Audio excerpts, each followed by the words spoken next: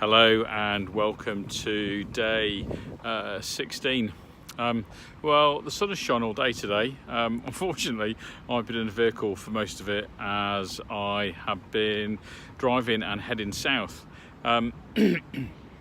Today is about that relationship and finding peace, recognizing that peace is found in the consistency, in the flow of things. So what's that meant for me? What have I concentrated on? What did Wayne talk about? What have I been aware of? All things end, including us, which is something we all have to consider at some point in time. And so the second that something starts, it has an ending. And so endings, and therefore then the subsequent beginning, and then the subsequent ending, and the subsequent beginning, and the subsequent ending, are really the only thing that is absolutely consistent. We spend a lot of our life, or I think a lot of people spend a lot of their lives trying to be able to keep things the same. And they force themselves to work very hard to keep lots of things the same, but yet the world is constantly changing. And as soon as we take a step back from it, then what we realise is there is a way of keeping everything the same. And that is to recognise that everything is continually in a state of flux, in a state of flow, and is continually moving. And so this idea of beginnings and endings has been particularly relevant today. This video will end, this day will end, and a new one will start. In the same way that, what time is it now? In a moment in time, we will get to the end of this minute and a new one will start again. And so with every new beginning, we get to start a new story because the old story ends.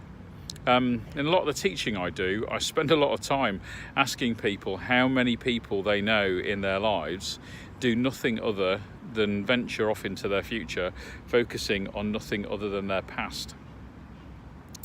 And that's because we're trying to keep things the same. We're trying to keep things consistent. Whereas if we take a step out of the detail, if we take a step out of the narrative, if we take a step out of the story we tell ourselves, then if we realise that as we allow everything to naturally come to an end and that we can start new, we get to start a new story.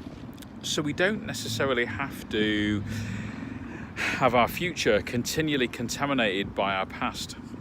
That's a beginning and end on a really grand scale. But just focusing on the micro endings and allowing them to happen and recognise that they can happen. So this video will end and the next part of my day will start, and I have the opportunity for it to be however it wants to, because there's a blank piece of paper that I get to start it with. There is the opportunity to begin again.